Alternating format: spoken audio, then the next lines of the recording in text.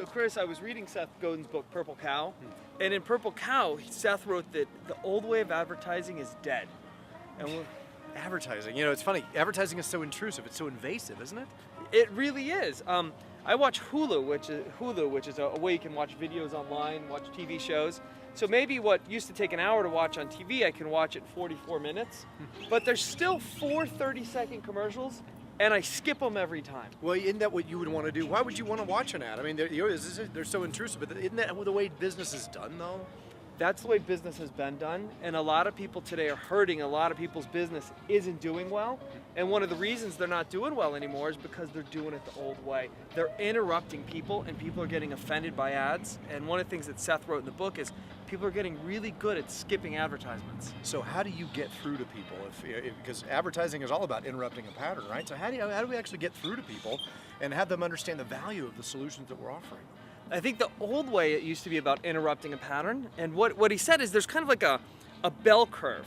And he said in this bell curve, here's the beginning, here's the ending. You've got the innovators, and anything new and cool the innovators will buy, like the iPhones, the iPads. They're the ones who waited in line.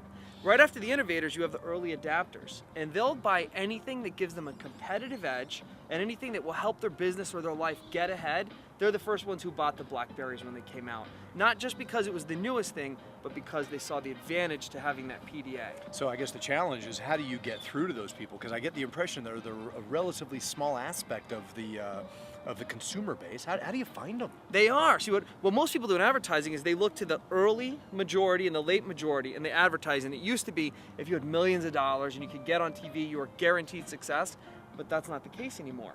And so what people do is waste all their advertising money today on this middle majority, and they're not looking for your product. They're not looking for your service. And by the way, the fifth group is called the laggards, and they're never going to grow your business. They're still using VCRs, right? So the trick is, instead of spending a whole bunch of money on this middle majority, create a really phenomenal product or service, something that's so remarkable that the innovators and the early adapters will buy it because it's such an awesome product. And then when they love it, they'll naturally tell the rest of the people about it. So I know that my product is remarkable. So, yeah. But I guess the imperative is, how do I get people to understand the remarkability of my product? I think one of the things that you and I have to do is we've got to figure out who we even want to work with. I think we've got to create something so great the innovators and the early adapters want to be a part of it. They know it's the thing that will give them an advantage. Sounds pretty exclusive, huh? Yeah, it is going to be exclusive. This is going to be interesting. Who do we want there?